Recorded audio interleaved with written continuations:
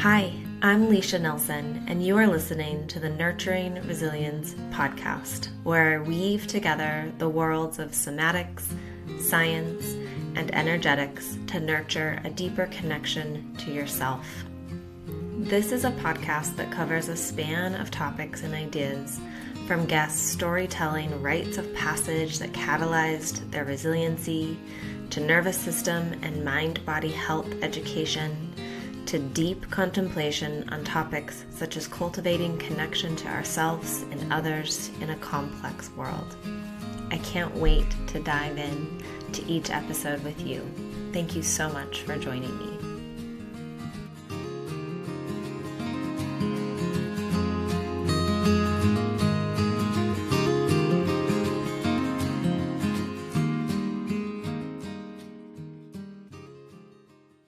Hello and welcome everyone today to the Nurturing Resilience podcast. I am your host, Leisha Nelson, and today we have Jean. Jean, welcome to the podcast. Thanks for joining me. Thank you. Excited to be here. Me too. I'm just going to quickly read your bio and then we can jump right in. So Jean is a Salt Lake City transplant, entrepreneur, mom to a 2-year-old with twins on the way, and someone who feels strongly about building communities of care for all people. In this chapter of her life that looks like learning how to navigate fertility, birth and postpartum for herself, and then wanting to share that learning with others. She has had a focus on social justice and equity from the time she was young, majored in social justice studies in college, went on to work for several years in education nonprofit before burning out and leaving to start her own business. Throughout this journey, recognizing privilege and trying to share that privilege with others has been a core part of her life and work. While her work revolves around coaching and the individual career space, as well as with companies and teams, much of her mental space is taken up by how to share the collective knowledge and experience with others in all different realms of life. And that is really why she is on the podcast today. So Jean approached me, and I've known you for a while. We've a couple of years, I think now. And Jean had approached me and just said, hey, I think I'm ready to share some of my story about like postpartum and life and on the podcast. And it's been a while since I've had someone on who is just sharing about their life. So I'm excited to have you on. Talk about your life and what's going on. And really, I knew you as you were going through postpartum the first time, and there were many, many moments where I was like, oh, I should have Jean on the podcast because you were honest and real about your postpartum experience, which I don't think a lot of people are. I think there's this painted story of like, everything is daisies and roses and amazing and rainbows. And you're like, actually, it's not. Yeah. So there were many times where I was like, oh, I should have her on. And then it just never happened. So it's all about timing. Yep. We're here. We're here, and I'm really excited to have you here to share today about the last couple of years of your life, and maybe we'll even go into some of the social justice stuff, which I'm sure influences your perspectives and motherhood. Yeah, definitely. Well, I'm excited to be here. I think as I'm part of this was like I'm going into my next version of postpartum and not wanting to forget what prepping for birth, postpartum looked like the first time around, as it will likely be very different with twins. And, especially as we've kind of observed a lot of particularly negative things happening in the world for mothers. It's not the work that I do necessarily, and it's not like where I spend all of my time, but I do feel like I've collected a lot of information and a lot of just how different people are doing this. And it just feels important for me to be able to share it when possible. And a lot of that comes with like, hey, here are experts. Let me put you in contact with them. Please go talk to Leisha. Please go talk to all of these people. Because I'm not that, and I recognize that. But I don't know, you said that about postpartum, and like this is where I feel like my brain is going right now, but of like everyone saying it's so amazing. And it's interesting because I think also part of my experience postpartum was everyone saying how horrible it was. So it was either it's amazing or it's horrible. And I think when you're like entering into postpartum, when you're about to have your baby, it's like you really only want to see that it's amazing things because you can't, especially if it's your first, you can't fathom what people are talking about. There was a specific Instagram account I had to mute right before I gave birth because she's very funny and she makes a lot of jokes about postpartum. But in that moment, I was like, that's not funny. Like, why do you think that's funny? That is horrendous. And then going through it, you realize, like, okay, I see why that, like some dark humor there. Some you do have to laugh through some of these things. Um, but then, being on the flip side, being in the postpartum of like, then you're seeing all the people who are like, it's so amazing. And then you're confused because you're like, oh, is it? I don't know. Um, I'll also be the first to admit I have very rose-colored glasses. I have very rose-colored glasses about my birth, which I did have a really, I think I had about as close to what I wanted as I could have had. Um, but I also have rose-colored glasses about postpartum. And so as I'm like approaching my next one, I'm like, okay, how do I find that middle? Like the middle is always kind of the thing for me. It always has been life, work, all of it is just like there's this story and there's this story and what's the middle option? Um, Knowing there will be significant challenges and also remembering all of the lovely moments that there were. Um, and then just kind of thinking about the overarching umbrella over all of that, which was the reason the challenging moments didn't lead me into depression or anxiety. And the reason the good moments existed was because of support that I allowed. Um, and I use the word allowed very intentionally because I think it's hard to allow that kind of support. And just, yeah, coming from someone who is very independent and likes to be alone and likes to do things on my own, there's been a big shift for me in the last couple of years around that in particular. I'm sure, which I'm like jotting down some notes to make sure that we talk about that is once we get to that Yeah. point if you don't touch on it. Um, so you're about to have three children. But all this started with your first birth, and I mean, really, we could start anywhere you want. If you want to kind of start at the beginning with Yeah.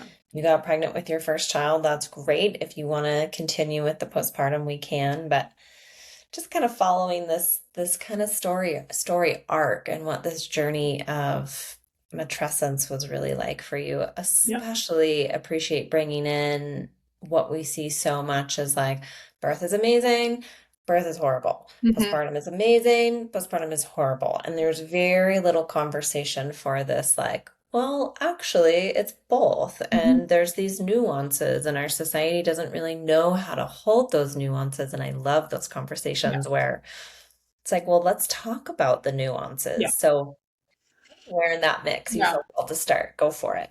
I mean, I feel like I'll start at the very, very beginning. I've kind of lived in a space where I've been like, of course I'll have kids. That was just, it wasn't a yes, I must or no, I won't. It was just like natural. Yeah. Okay. And actually my husband was more the excited person about it, which was interesting and like kind of caught me off guard a little bit because I was like, I don't know, because we had been together for a long time. Living in Utah. I am an older mom. I'm 34. But like that's older here.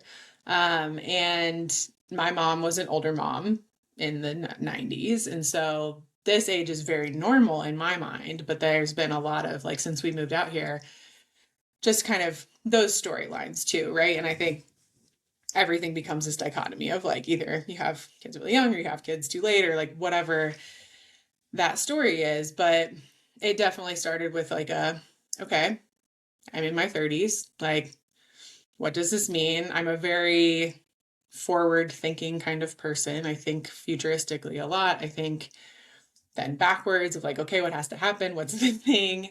Um, and so it was, and I'm sharing this because I think I've talked to a lot of people, a lot of friends who have been in the like, do I have kids? Do I not have kids space? Um, and I just always like to share that I was never necessarily 100% yes. I did make a decision and I did decide yes, but I can't say that I was like, oh, I'm so, it was very nerve-wracking. It was going to be a big life shift. It was a big decision. I took it very seriously. Um, Before we even got pregnant, I was looking at birth centers. And I was thinking about doctors. I don't do well in hospital situations. I like to pass out. It's a really fun thing for me. But I had never thought about it before. And living in Ohio, there really isn't an option for birth centers. It's either home birth or hospital. So I feel very lucky that I'm here where there are a lot of options. And I started doing research. I started looking at different things, learning about all kinds of stuff I didn't know anything about, and landed at a birth center. Well, found a birth center that I was very interested in and just went for like a well woman exam. I was like, we're just going to check it out. We're going to see. I'm not quite there yet. Um, a lot of things for me in my life become very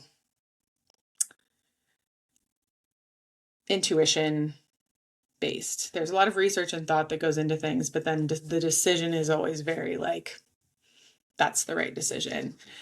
When I showed up for that well woman exam, it was in the middle of a snowstorm and I hadn't gotten a notification that my appointment was canceled. The door was closed, the lights were dim, but I could see people in there. So I was like, oh, I don't know, maybe, something's going on. And I knocked on the door. Um, or they saw me and they came out and I was like, I'm sorry, I think maybe my appointment got canceled. And they're like, it did, but like we're here, we're just waiting for a baby right now, so like you can come in. Like there's gonna be a birth in a second. Like, and this was just such a wild experience to me because I was like, what is happening? I've not been in this world. I don't know anything about birth at this point.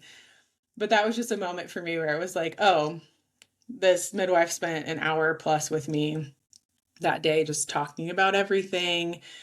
And it just, I was like, yeah, yep.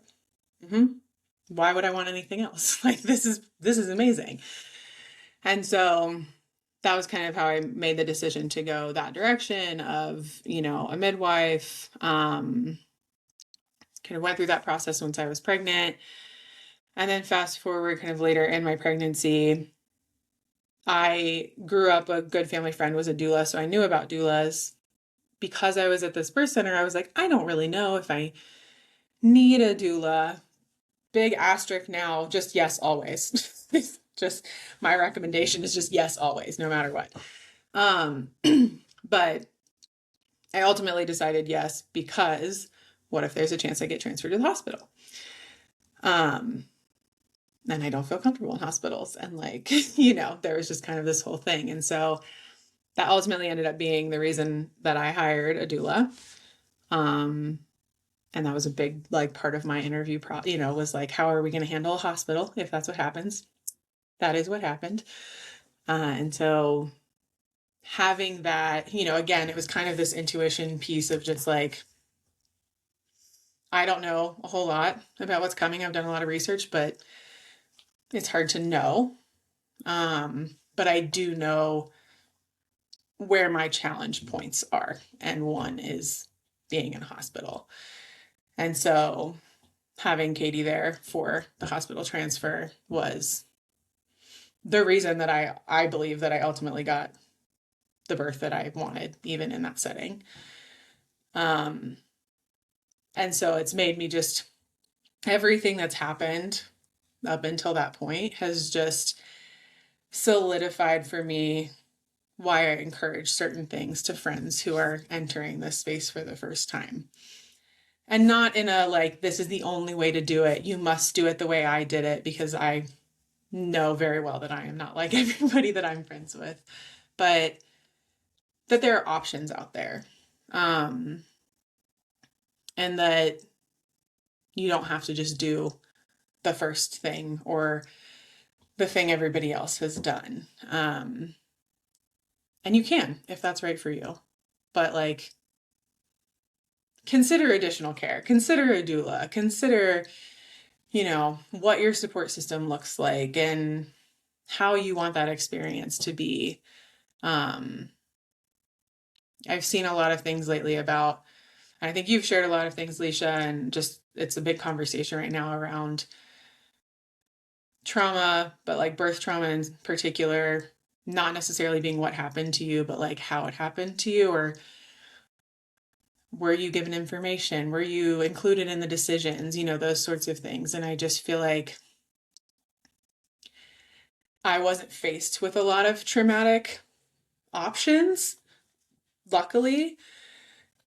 And it still could have ended poorly. Like, it still could have had a challenging outcome for me being transferred to the hospital had I not had a little bit of that preparation and a little bit of that buffer and barrier. And so for my friends, I don't need you to have my birth experience. I don't care how you decide you want to birth your babies, but I want you to have what you want.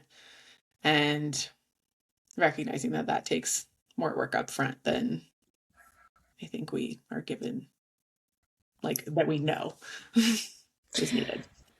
Yeah, I mean, you point out so many important parts right now, and it's something I see a lot around the need for a doula or not, and how many people just are like, "Oh, I don't need it. My husband will be there," or like, "Oh, I don't need it. I'm birthing at the hospital." And I just can't say enough how important a doula is, no matter Mhm, where you're birthing. mhm. It Yeah. doesn't matter. I don't care if you're at home or a hospital or at a birth No. center. I want a doula there for you Yeah. because I know how much help that they can bring. And I've been in births where there's doulas, and I've been in births where there's not doulas. Mhm. And hands down, every time the birth with a doula is always has better outcomes. Yeah. Always. Like I Yeah. can say that clearly, like very confidently. Yeah. I imagine. And I would say even just what you said about like my husband will be there. Well, yes, my husband was there and he was very, we did all the birth classes together. He learned all the things, but like at the end of the day, it's his first time doing that as well. And like by the time we got to the hospital, I had been in labor for 27 hours. So he wasn't really of the mental caliber to be able to support that. And just like questions and medical, it's just one of the decisions that I guess I kind of made was I decided I wanted a doula. I picked out a handful of people to interview that I was interested in. And then I ultimately said to Sam, like, I'm going to let you make this decision. I like all of them. Um, at the time, my thinking was I want the doula to be able to support Sam to support me, which, Perfect.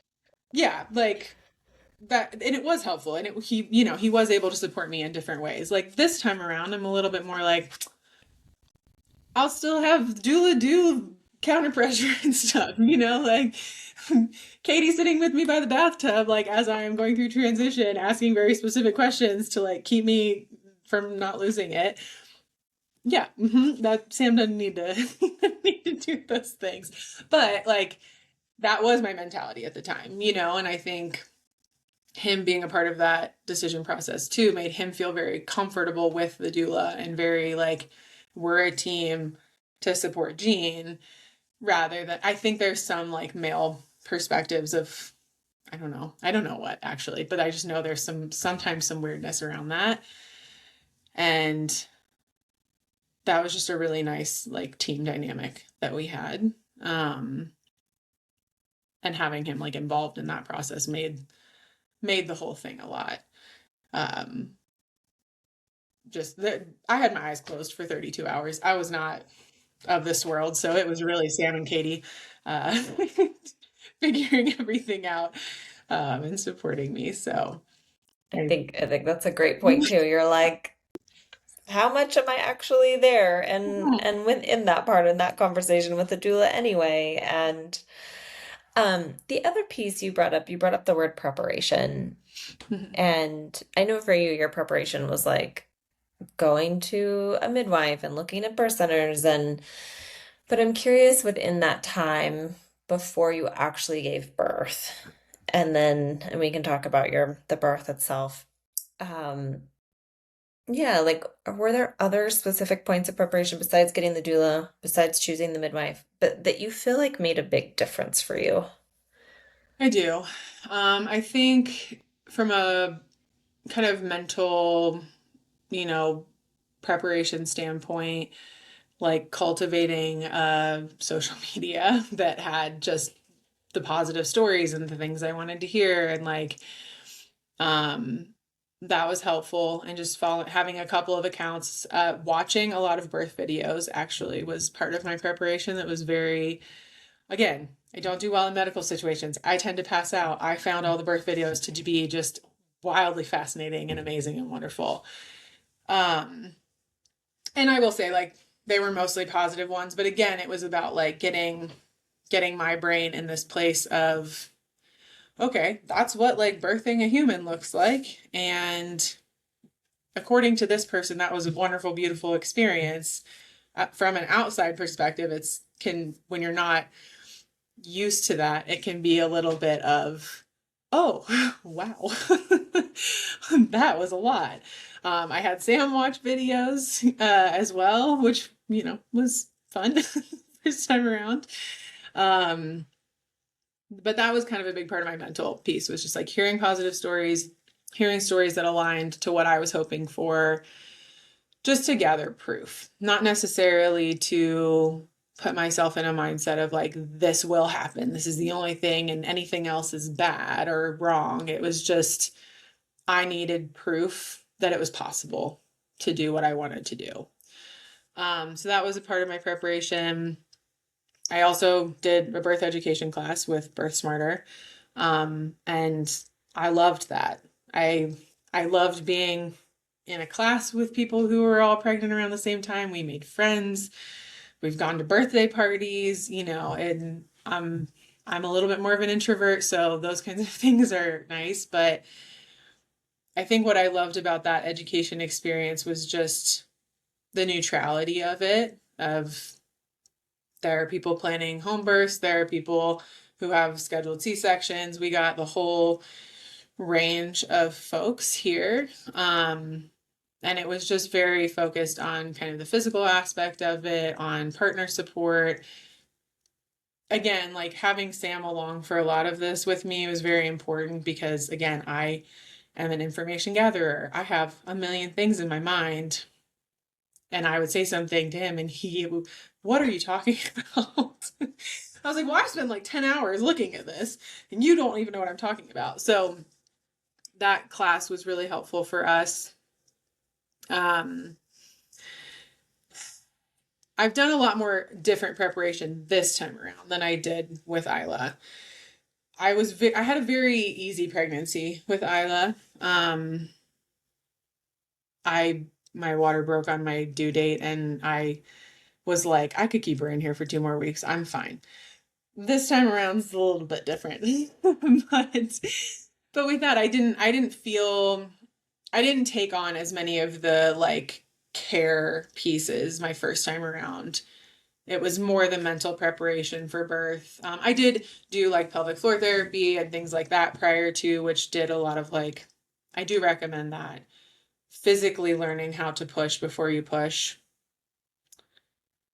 You can talk about that all day, but it's not the same. It's just not the same. So those were the kinds of preparatory things I did um, prior to my birth with Isla. This time around has been very different because it will be in a hospital. So they're just different. It's twins. Like there are just some different things. And that I learned from that last experience. Like one of the things I've added in this time is chiropractic, because we think maybe she got a little stuck in there and that's why she was in there for 32 hours trying to get out. Um, so just some different things that like I need more this time around. I don't feel like I missed out on, I don't feel like I didn't do anything right last time. It's more just that this time requires more support. Yeah, well, there's two in there this time, Yeah. little in the same space, but now there's two. Um, so you mentioned just briefly a transfer from the birth center to the hospital, and you know, that can be a very traumatic experience. It can be a very disheartening experience. You and I have talked about it a little bit outside Yeah. of this podcast, but I'm curious kind of what that experience was like for you because in my last two podcasts previous to yours, I've really been trying to share more about how C-sections happen or how transfers happen, and knowing that it's important to prepare, but sometimes these things happen and they are outside of our control, and how important it is to prepare for that, and also to know that, like, it doesn't mean that you're not spiritually minded in quotation marks. Yeah. So you did do all the preparation. It sounded like you were in an amazing headspace, and there was a transfer to the hospital, and then Isla was born in the hospital. Not what you were expecting, but you also named like there were many places where it could have been traumatic, and it wasn't for you. And I think that's important to kind of talk about. Yeah. Yeah. So my birth experience, the transfer experience, I labored at home for 20 hours. Um, and there are some things now, like looking back on my birth, where I'm like, I knew things to do, but I didn't do them. And so maybe it would have moved a little bit faster, right? Like, again, this is not a, I did something wrong, but just in hindsight, like, okay, I didn't move a lot. I was really in one position a lot because my water broke. I didn't have early labor. I didn't have like go for a walk or go to dinner and have a movie. Like, no, my water broke at 10 p.m. At midnight. Contractions started. By 1 a.m., I couldn't lay in bed anymore. Like, by 7 a.m., they were 7 minutes apart. So, and then they were just basically 7 minutes apart until they weren't 7 minutes apart anymore. But it was, so there wasn't this like, there was no like, there's never really an easy part of labor necessarily, but like oftentimes when you're in your education, they talk about early labor, try to ignore it, go to sleep, do other things. That was not in the books, not in the cards for me. Um, and so I think that changed a little bit of the whole labor process for me too, because it was just very intense right off the bat. And it was very intense for the whole time. And so by the time it also just so happened that Isla was the, I think, 10th baby born in 11 days at the birth center or something like there had Oh, been a birth wow. center that closed down like a month before Isla was due. A lot of those people my birth center willingly took on, which I love for them, but also there were 3 babies born the day that Isla was born. Dang. And so part of me being at home for quite a long time was like, we don't actually have a room for you right now. So like, unless the baby is actually coming out and you're a first time mom, so we're not as worried about the speed of things necessarily, you kind of got to hang out. Which I didn't totally know until, afterwards. But so by the time I think it was like 7 p.m. where I was like, I have to leave this house. Like, I cannot be here anymore. I need a change of scenery. Like, my baby and my body know that I'm not birthing at this house. So they're like, what are we doing? I got to get out of here. Um, so that's just something I've learned too, where like I am a person who needs changes of scenery. I need, like, part of the reason that I didn't do a home birth the first time, and home birth with twins is an option, but and the reason I ultimately chose not to this time is I know that like my brain and body are like, this is not the place. um and so we went to the birth center, and um eventually like made our way into a room, and yeah, things just, what I will say is I hear a lot of stories where it's like things aren't progressing, we panic, etc. That was not the experience that I had. I was there for from 7 until like midnight or 1. I wasn't there actually for all that long. But my water had been broken at that point for 26 hours, which again at the birth center they're like, it's fine, as long as there's no other things happening, we're not going to like force you to have the baby at 24 hours. But there started to be some tachycardic things with Isla. I had like a very slight fever. So there were some fears of infection, things like that, because of the water being broken for so long. And, I share this with a lot of love and like respect for my midwives and the birth center, but like I think they were also tired. It had been like the third or fourth, this she would have been the third or fourth baby that afternoon, basically evening. Um, and I found out later that one of the midwives had recently been an expert witness on a case around a baby who died, who had tachycardic activity. So I think there was a little bit of like, there's some tiredness happening here, which I don't think they would love if I say that, but that's just what I tell myself, right? Like abundance of caution, exhaustion, tachycardic behavior in the heart rate, having just had that experience of like, being an expert witness. So I think for me, that's why I don't feel like the transfer was like traumatic. I think it's likely if I had stayed another hour, the IV would have kicked in and I wouldn't have been dehydrated and like it would have been okay. But maybe not, So it's just one of those things where I don't like have any hard feelings about it. Um, we got transferred in order to check for infection and things like that. By the time we got to the hospital, her heart rate was fine. I had no temperature.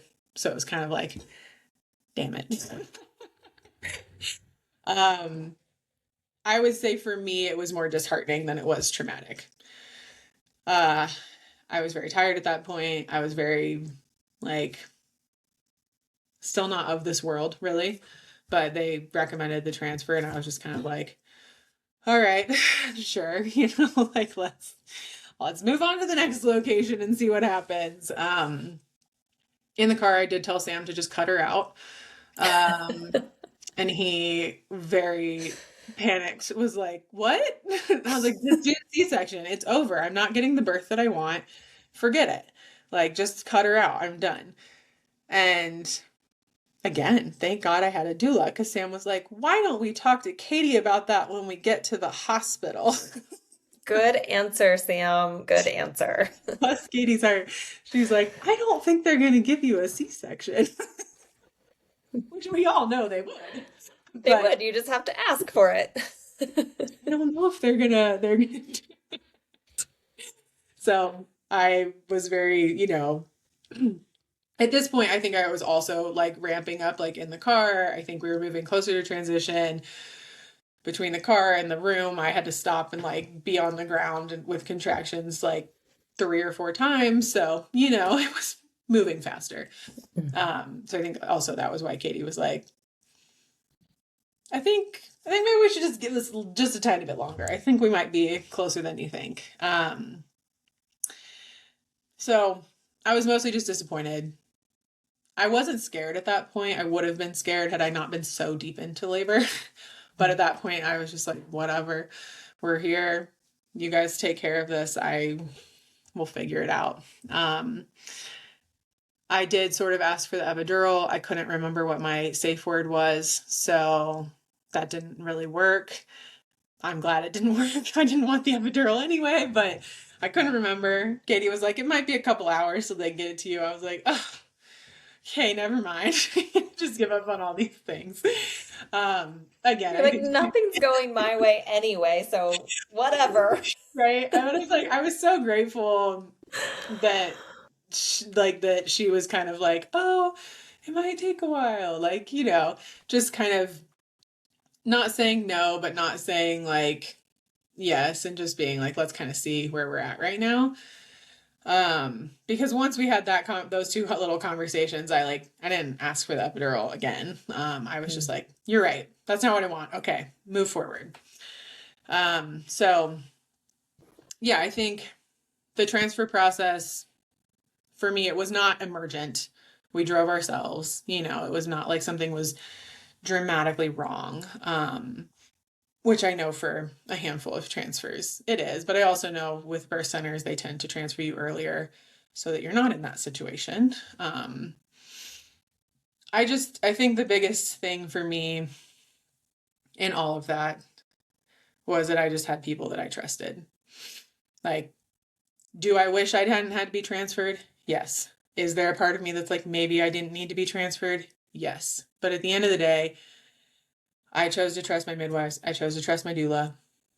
And I felt confident that what they were recommending was the right next step. Um, and I think that allowed me to like continue in my unmedicated journey. Because yeah, I didn't have to get to a point where we were really concerned about anything. We kind of got to the hospital and they're like, she's fine. We'll leave you guys alone.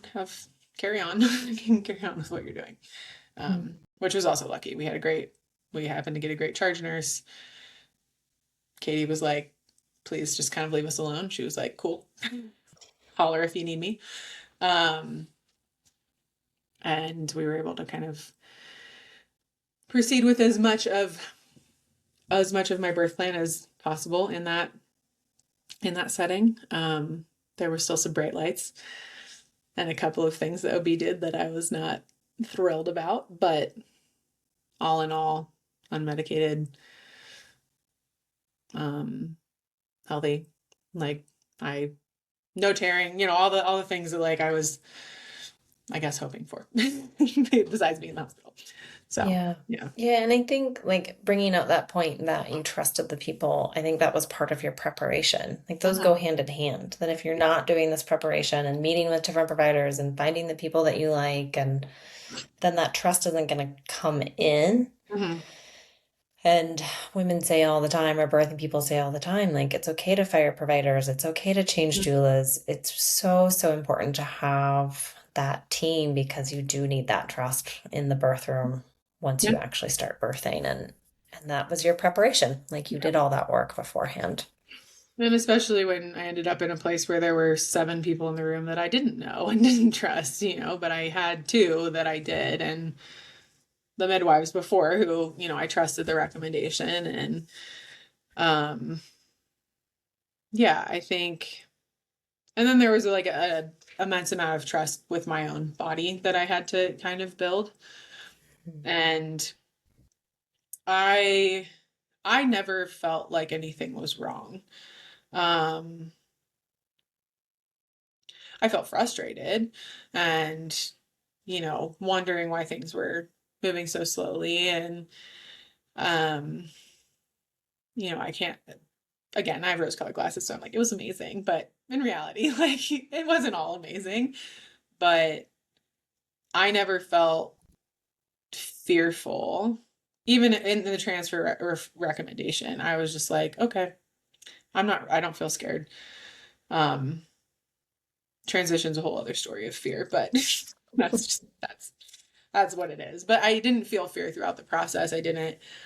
I felt very like protected, and I felt very safe. And so I think part of why I feel strongly about sharing about preparation and things like that is because of a lot of these stories of women who have been treated really poorly and who have experienced very, very valid fear, and injury and all of that. And not that it's like their fault in any way, shape, or form, but just to have to not have to worry so much about that, because you feel you have people who can protect you is important.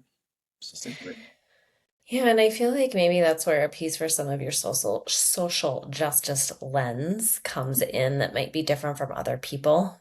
And I mean that's one thing I really appreciate about you, Jean, honestly, is that you do have a social justice lens, and that's so refreshing here in Utah. And just in the world in general right now. Yeah. God. Um, but you do have an understanding of like there is a piece of gratitude that can come in with this. Like we're both white women. We know that the birthing rates and infant mortality rates and maternal mortality rates are lower for white women, and there's a piece of gratitude I hear for that and like an Mhm. understanding of that can help you walk into these situations with a little bit more trust that otherwise might Yeah. not be there for other people. And I appreciate you like naming that because I do think that's such a huge part of birth. Yeah. Well, and just, I mean, and I'm always the first to recognize like a lot of my preparation costs money. Hmm.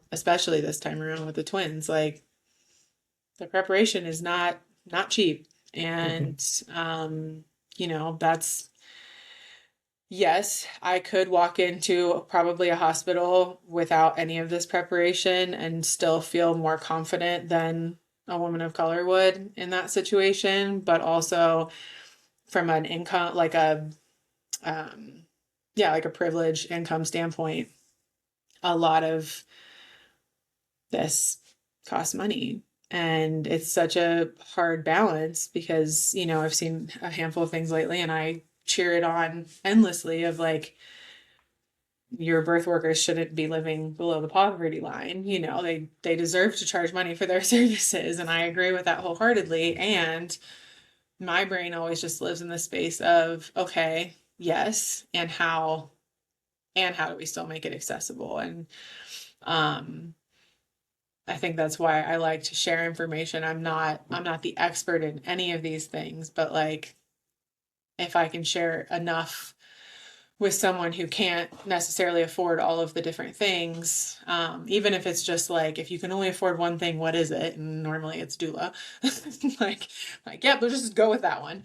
Um, I just think it's an important thing in the conversation of like when things go well and when things don't go well, and challenges that people have.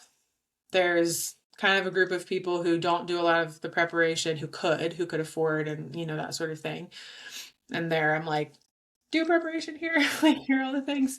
And then there's a group of people who can't, they can't afford that. They don't have insurance. They don't have, not that insurance covers anything that um it's included in preparation, but you know, if the birth isn't really even covered, then like you're definitely not gonna be shelling out extra money for things. And so that is something. It's also something that like my husband and I have been paying a lot of attention to lately of, well, actually, like we paid the same amount after insurance for a hospital birth that we paid for 10 months of care at a midwifery. So, like,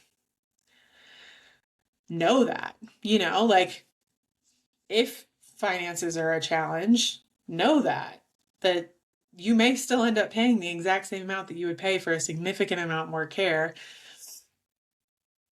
if, you haven't met your deductible or whatever it is.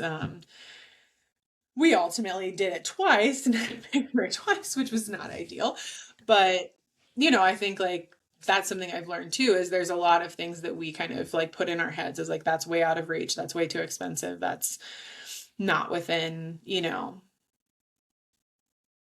like the ability of someone. But then you actually look at some numbers and it's like, maybe it is. Maybe, is that care and is that kind of benefit that you get worth it if it's ultimately a similar cost. I'm sure that's like a very money conversation, but from a privilege standpoint, like even knowing that information, I see as privilege. Even knowing that like I can call the hospital and be like, I'm not paying this bill until you explain to me what's going on. Like that's a privilege. Right, right. So true. Just understanding bills and who to call and how to fight for them. And that's a really interesting point you brought up that never thought of it that way, that you're getting 10 months of care, Mhm. maybe 12 months for some Mhm. midwives, depending on Yeah. how they work with you, but like for the same price of a hospital birth, which is like 3 days. Yeah. And I was only there And for 12 hours. oh my God. Still got to bring. So Yeah. Well, and like a cash pay option at a hospital, if you don't have insurance, we asked them about that recently. Our hospital, it's like $4,800 for a vaginal birth and like $5,200 for a C-section, which is still not like a small amount of money, but that's it. It like doesn't change. It's just that's the cash pay amount.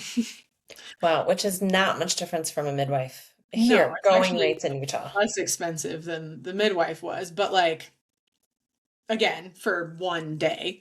Mhm. I don't know how prenatal care plays into that, but like I just found that to be fascinating where I'm like, okay, I'm probably going to pay more for this birth because I have insurance than I would if I didn't.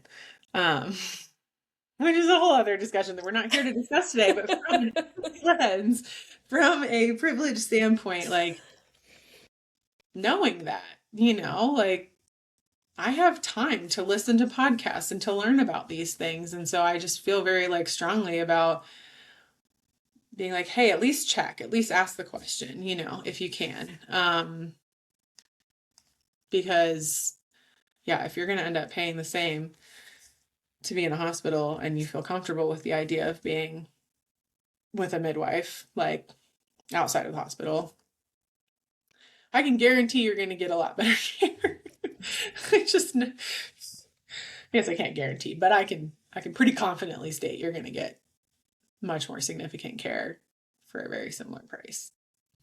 Well, and you're going through that experience right now Mhm. because you found out that you're having twins Mhm. and you know, we can backtrack if you want to more Yeah. into the postpartum piece, No. but you're having twins, and so you're doing a hospital birth this time, which is a whole different set of preparation and a Mhm. whole different part of your story I'm processing. So you do have space to you have an excellent doctor, I will Yeah. say. Mhm. I do. But But you I did still not are, find him until I was 20 weeks. So yes, took a it long took me a time. while. But you do have that ability to compare, at least for where we are in this area. Like you are a lived experience of what that's like, and that's Yeah. interesting to me. No, and it's very different, like I'm very pleased with my decision in OB, but we still have 5 to 10 minute appointments. Mm. I never had probably less than a 30-minute appointment with the midwives. I think there's also, and this is maybe a little bit more of my mental piece than I can't state that this is like the truth, but there's a lot more fear from me to like share everything that's happening in my pregnancy with him. Not because of him, but because of the hospital system. So, like, I'm just afraid anything I share, especially with the twin, air quotes, high risk pregnancy, like, if I share something, is that going to automatically send us into potential induction conversations or like more panic, right? Um, because he doesn't know me, like we've chatted, we have friendly conversations. I trust based on other people's experiences with him that he will respect my birth wishes and that I have a team around me to kind of make sure that happens. But we don't know each other. And so I don't know. I definitely withhold some information from him. Um, Part of the reason I feel okay doing that though is because I have hired midwives to do concurrent care. Um, they get all my questions. They get all my I'm nervous about this. What's going on? This is weird. So yeah, it would be very hard for me to be in this environment without that midwife care. Um, and so that is very different this time around. Again, I trust the hospital. We're back at the same hospital where we had Isla. I will say one thing I didn't mention about the transfer, and this is like a very hindsight, you know, thing, but in that realm of like intuition, and I work in strengths a lot, and so I talk about my number one is connectedness, which is kind of like everything happens for a reason. I can find all the connections. This process would have been much more scary for me had I not birthed Isla in a hospital. So there feels like there was something very like serendipitous about that transfer. And still being able to have like an unmedicated vaginal, like overall very good birth. Because had I found out I had twins after having birthed at a birth center, I think that the terror of that would have been much, much higher for me. And there's already been there's still fear, and there's still just navigating the system in general is not something I'm very good at, but there was just that little piece of, hey, you've done it. You did it here before. Like you could do it here again. And I think that is another way that I look at that experience that helps it to not be a traumatic or like disappointing experience for me. Yeah. Yeah. Um, I'm curious if you want to like keep going on this trajectory of like what's happening, twins, hold or birth, or if you want to backtrack a little bit and go into like some of the postpartum experience. I'll just touch quickly on kind of what I'm doing right now because obviously we're still like in it, and I can't talk about what like the impacts of it will be on birth because I don't know. Um, but I would say like this time around, again, once I found out I was pregnant with twins, the midwifery could no longer oversee my birth. I looked into a handful of home birth midwives who did oversee twin births. Again, it wasn't really where I felt it didn't feel like me. It didn't feel aligned to me. And it just so happened that none of them were taking twin clients in March. So I was like, okay, well, check that one off the list. Guess we're in a hospital.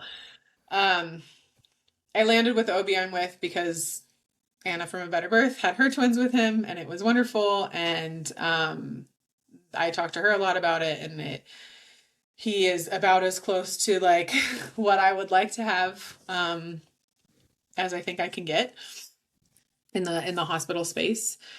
Also, it's at the same hospital that we had Isla, so there was a level of comfort there that just felt like, okay, this is right. But in terms of my preparation, it's been a lot more. I see you once a month. We're now at every 2 weeks. I have been, from a physical standpoint, I've been seeing a chiropractor every week since 20 weeks. Um, I have, I'm seeing a perinatal therapist this time around, which I didn't connect with her until postpartum, so that can be put part of that postpartum conversation. But that kind of consistency has been nice, especially with a lot of curveballs, curveball being thrown. So I kind of have that piece, and then I had talked about I've hired midwife, home birthing midwife team, to do concurrent care with me, and basically what that looks like is some prenatal appointments, just kind of right now we're doing it like after I have MFM appointments, maternal fetal medicine stuff.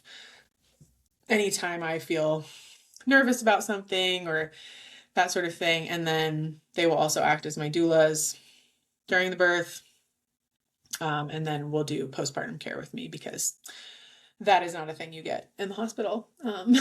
And so, yeah, we'll chat about that. But that's been a really big piece for me. I tried a couple of weeks of doing just like the hospital and the OB, and I was just like, I can't do this. Like this, I don't even know how to get a hold of my OB. Like I got to call the hospital and get sent to his nurse, and then his nurse, like I can't do that. I need to be able to text somebody a question. This is too much. So I'm really grateful for them. Every meeting I've had with them has been an hour long. We've talked about everything from how do I help Isla go to sleep without me and with dad instead of me to, what happens if I have to have a C-section. They cover the whole the whole realm. And I think that holistic piece is just what I need, because there's a lot of anxiety that pops up, and it's not all just how do I get this baby out of me related. And um so that's been really supportive. I'm trying to think what all of my, my regular things are now, but I've added a handful of more physical support in, just because second pregnancy, twins, like the body is just, it's a lot. It's heavy. It hurts more. I'm 32 and a half weeks right now. And last Friday I was measuring at 39. So it's different and has Yeah. required different care. And I feel really good about the team that I have in place. I mean, like, I have you. Last week I met with Amy Doe, lactation consultant, to talk about like how does one nurse twins. Um, I feel like when these babies are here, there's just like already a full plan of like who will be seeing them, what will be happening, contingencies of, if it's earlier and there's a NICU stay, and like, there's just there's a lot more. I guess there's not technically more variables, but there's more likelihood that a lot of those variables could happen compared to my first pregnancy. And so just having so many people who like know and who are like ready and who, will show up when I ask is bringing a lot of comfort to where I am right now, which I think ultimately brings us back to the postpartum conversation, because I learned a lot in my first postpartum that has now led me to like, okay, two babies, we're going to need to crank it up a little bit. It was good. I did well, but we can't make do with what we made do with last time. So that's No. for sure. I like how you said crank it up. And Mhm. one of Yeah. the things that you talked about in the very, very beginning was that you're an independent person, but you allowed for support in your Hmm. postpartum time, which I think a lot of people struggle with. Hmm.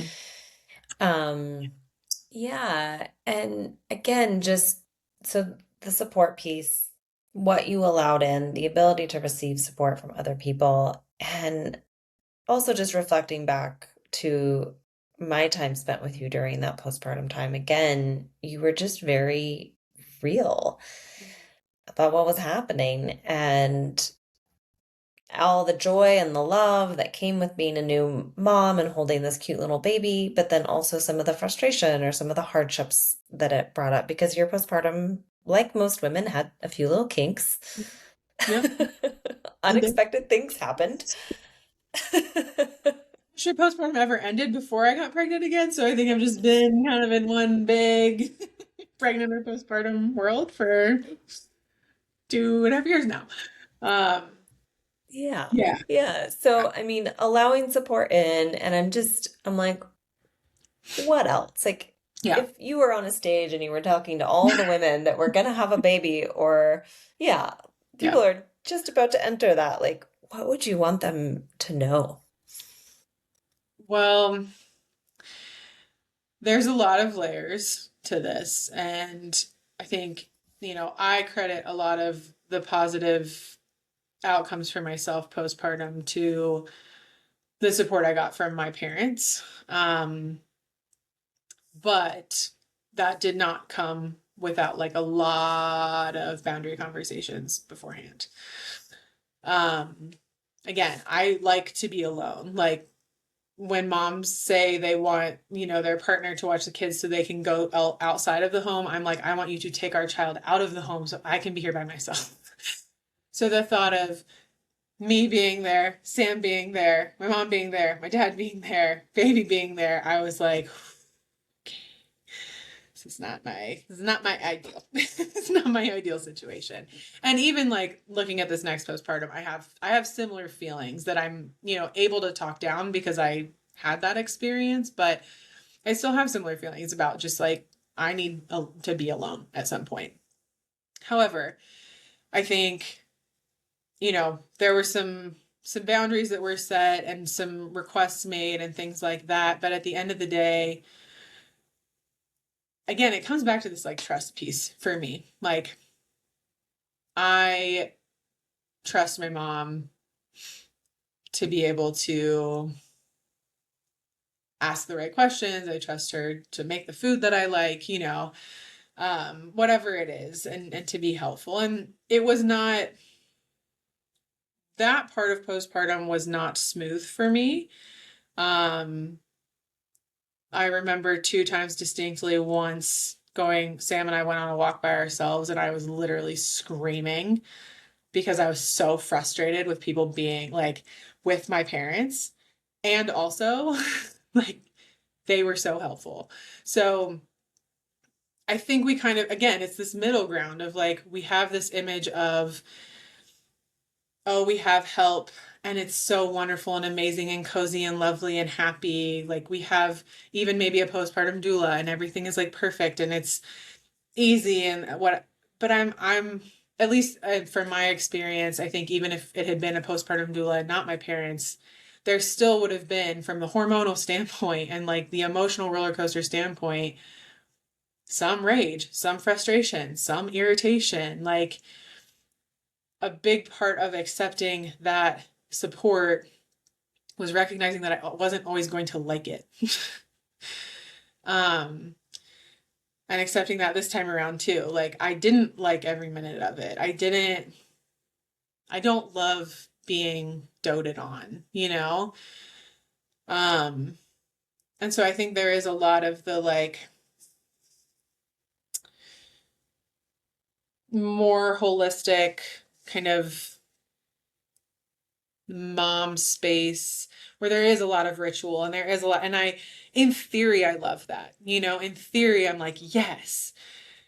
And in actuality, I'm a massive introvert, and like the thought of having a bunch of people come over for a nesting party to like clean my house and do things for me is like really it's just like super hard for me. And like, I don't know. So one thing that I really held on to, and this is actually like a lecture I told my mother at one point for her to learn, was like this constant reminder, and I talk to this with clients too, of a lot of that people want to help.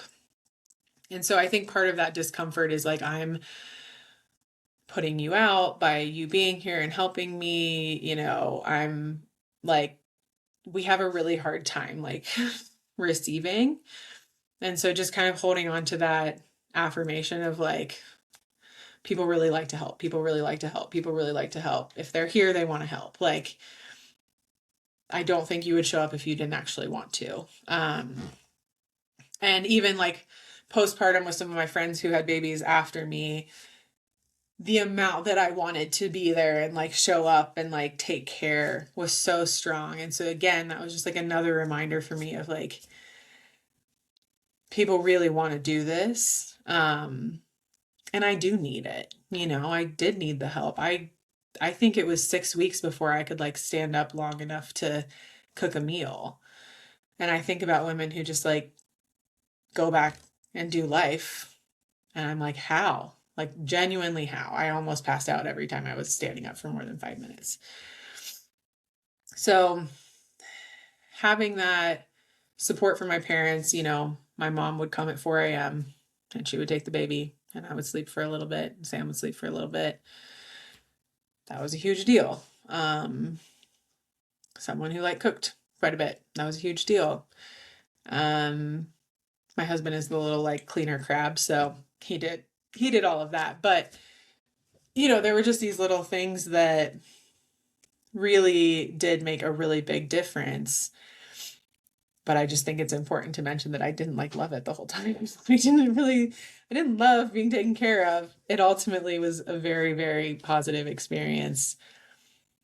And based on some of the like research that's coming out around postpartum depression, like, I had some rage, I had some feelings, like, as one does postpartum. I don't think it went further because I had a lot of support. And I've observed a lot of friends who have not had that support and who have had a harder time.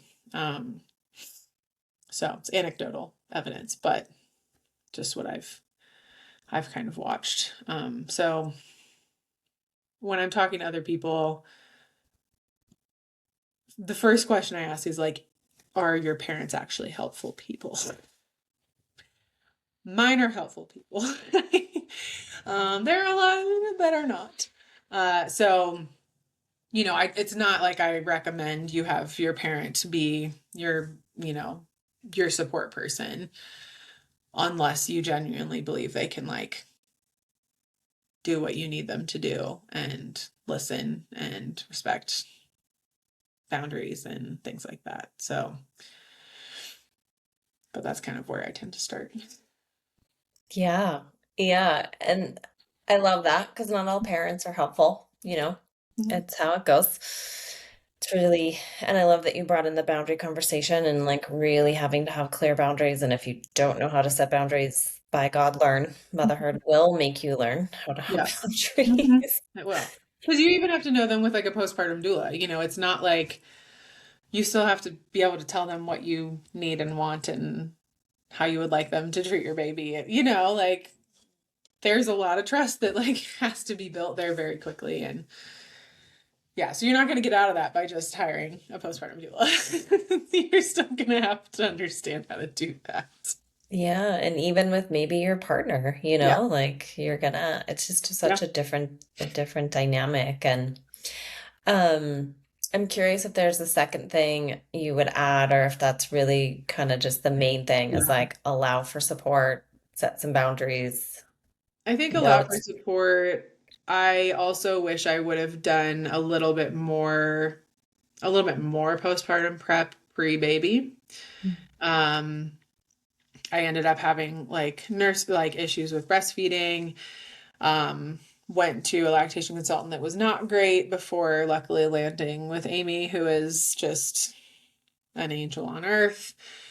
Um, I was trying to think the other day. I was like, did I go to Alicia first or did I go to Amy first? I don't know, but either way, like it was a process of okay, I had to find the right lactation consultant. Okay, then I found Alicia to help with like releasing and tension and things like that with Isla.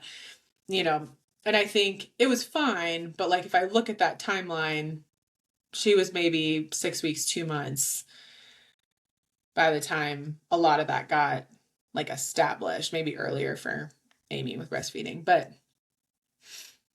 now, like, I've met with Amy beforehand. Like, I know you will be doing a dual session with the twins when they're here shortly after. Like, there are just some things that I didn't have set up, and I had to kind of figure out how to set them up at the height of emotional and like at the height of emotions and also at the crash of hormones. It's not fun to have to do that. It's not fun to like I was in total panic mode about feeding my baby. I look back now and I'm like, okay.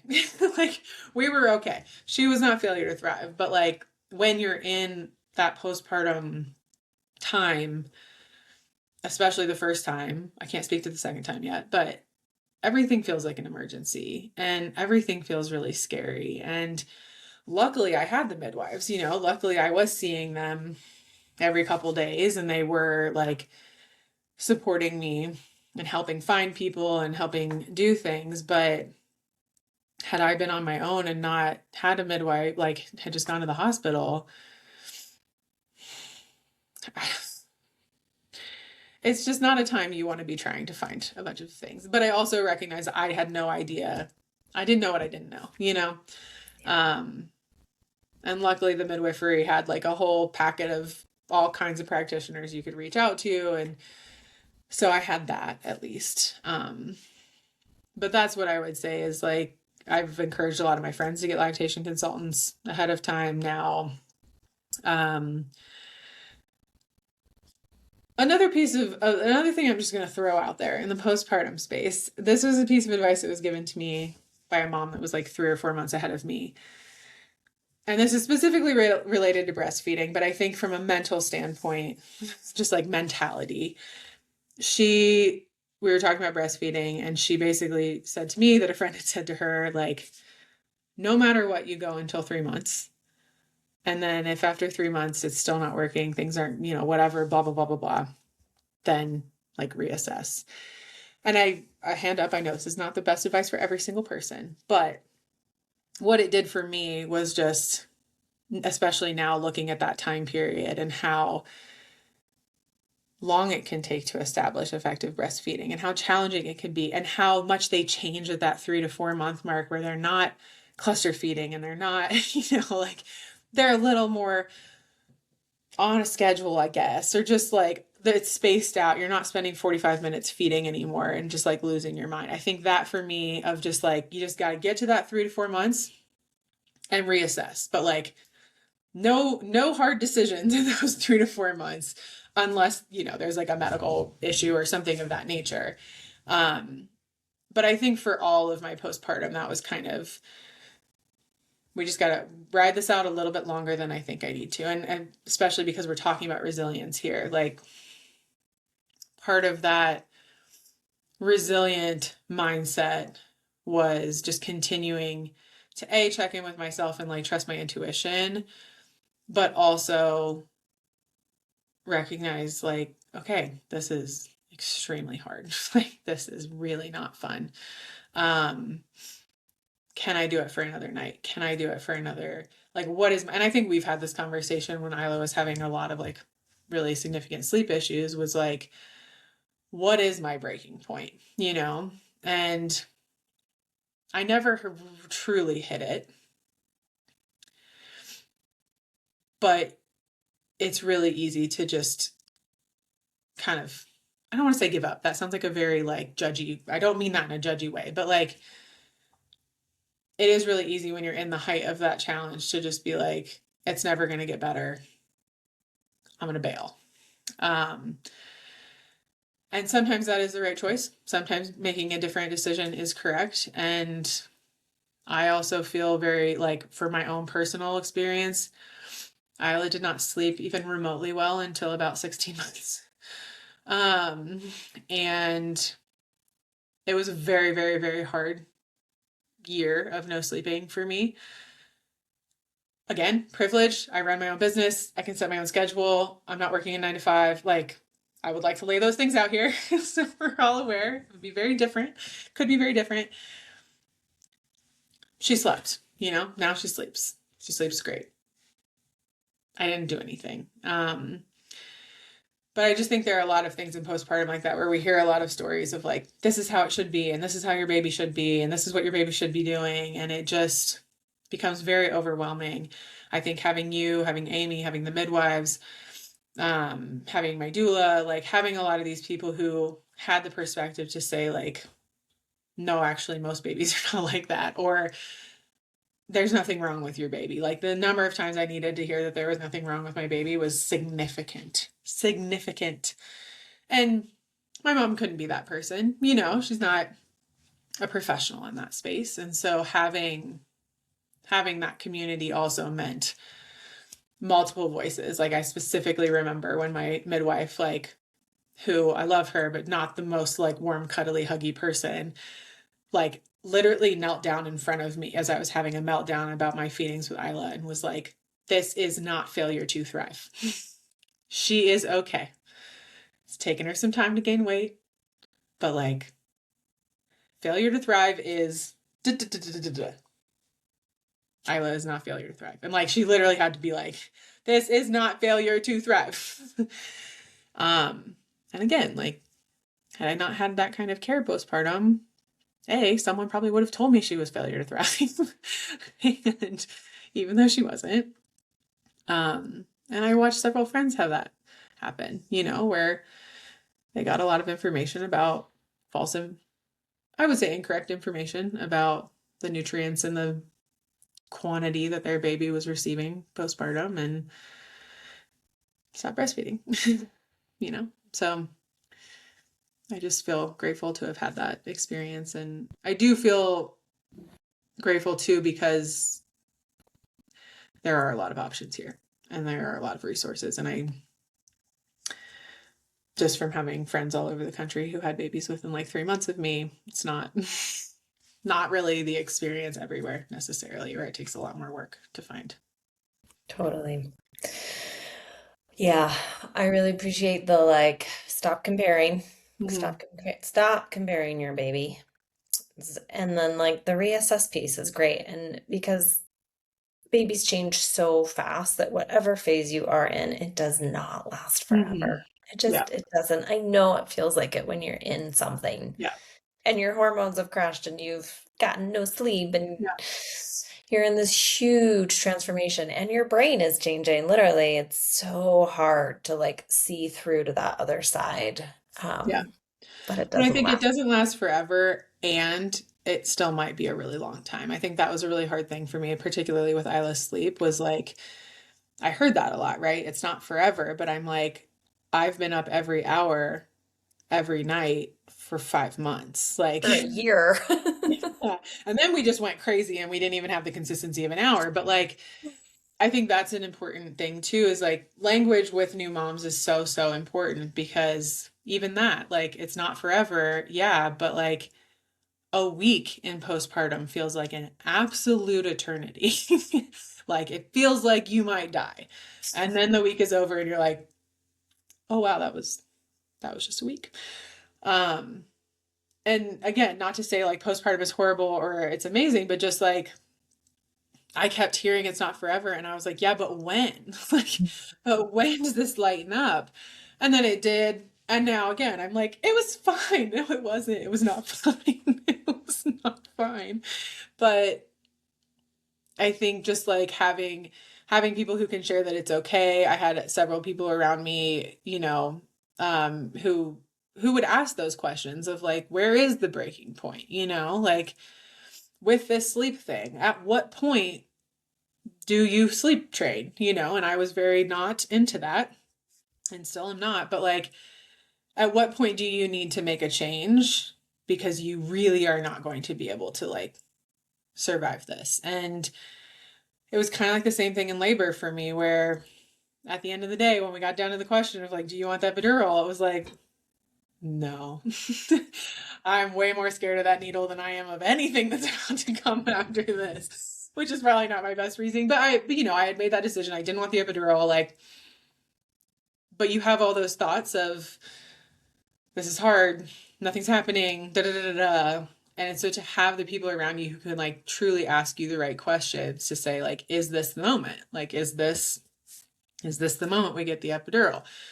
Is this the moment you make a major change with sleep? Like, is this the moment you stop breastfeeding? Like, for me at least, and every person is different and reacts to different things, which is what like a lot of my work is. But for me, having someone say that, just ask that question, I was like, no, I'm not ready to give up. I'm not ready to make that change. To I'm not willing to do that thing yet for my own benefit and for my own like well-being. And that not in a totally sacrificial way, but and this may be my unpopular opinion for the day. I think again, we either go mother sacrifice herself entirely or mother prioritize herself entirely in this world. And I definitely more sacrificed, but like it was a conscious decision and I knew it wouldn't be forever. And I wasn't the priority at that moment, especially when it came to sleep and breastfeeding. Like I had set my priority beforehand. And I think there was something about that that made that not lead to postpartum depression, postpartum anxiety, things like that, because it was just a commitment I had made. And based on my personal strengths, that makes a lot of sense because, much longer conversation. But when I say I'm going to do something, I do it. And so for me to say I was going to do something and then not do it, that would have been more mentally damaging to me than just going through it. That might not be the case for everybody, but there is a little bit of me that's like, sometimes we have to commit to the sacrifice for a period of time. It's not necessarily a like throw yourself under the bus for the rest of your life by any means and not take care of yourself at all, but like we can do hard things and we should do hard things. And sometimes that makes the other hard things easier down the line. So that's my personal take on it. That's my personal feeling on all things like breastfeeding and sleep, and all of it is just, again, if you have the capacity, if you have the privilege, if you have the resources, like, you're bringing a baby into the world. Yeah. And yeah. Hmm. That's amazing. I'm like, that was beautiful. I feel like there's so much more we could keep talking about, but I want to honor your time and that there is a small time constraint today. Mhm. Do you have a second to quickly answer the previous Yes. podcast question from our guest? We don't Yes. have to go Yeah. super deep with it. So the question from the previous guest is, what is your favorite way to get to know yourself better? Hmm.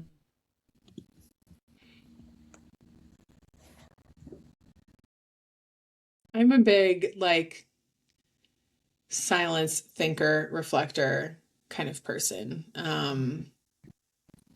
My favorite way of getting to know myself over the last several years has been through the strengths work that I do with Clifton Strengths. But I've just loved that. I think that's been such a, like, cool way to see myself in work and life in this birth journey. It has shown up a lot. Um, but yeah, for me, it's very introspective. It's very journaling, seeing where I fit in the world, watching other people, saying like, "Ooh, does that feel like me? Does that feel like me? No, no, okay, why not?" Um, Honestly, doing things like this helps me with that too, just because I think about a lot of these things in my head, but I don't often like say them out loud. And so being able to like have a conversation like this and say things out loud, it's like, oh, I know that's exactly how I felt about that. I know that's exactly what was going to come out of my mouth right there. Um, so yeah, I think just the introspective journaling, brainstorming, dreaming is a big part of it, and then having these kinds of conversations. Yeah, amazing. Okay, what do you want to ask of our next guest coming on Mm. the show next month? I'll put it in my little strengths world. When you think about what it is you do best in the world, what is that? And also, how does that overfire? How does that overfire? Yeah. So, like, when you're doing the thing you do best, how does it sometimes end up negative? Mm, So, both the positive and the negative, light and shadow. okay. I like that question. I'm gonna have to think about that for myself.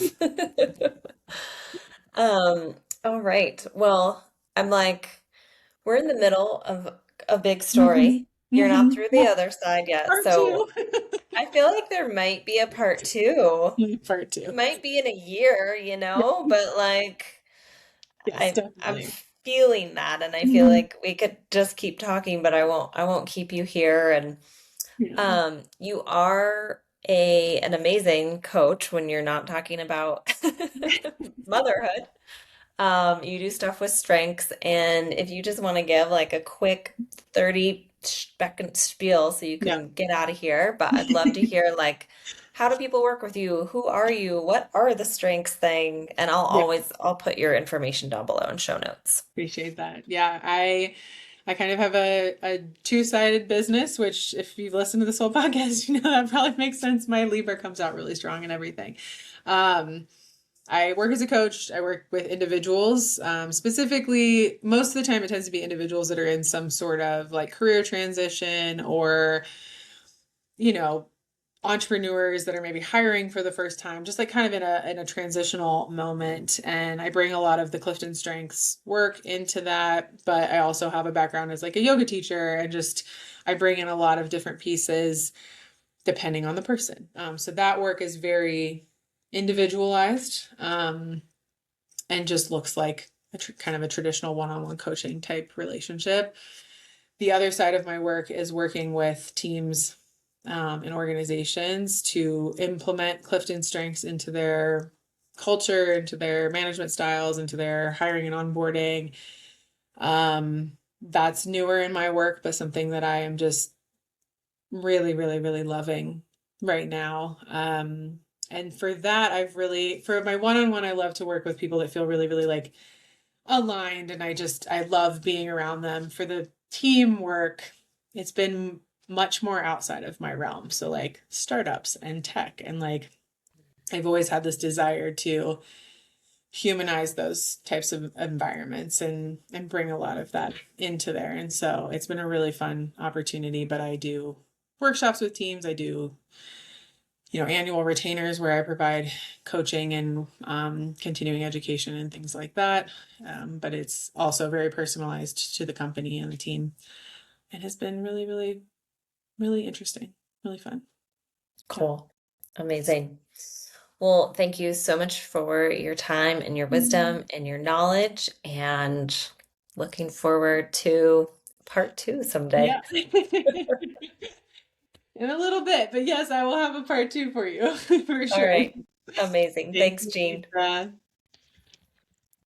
I'm just gonna hit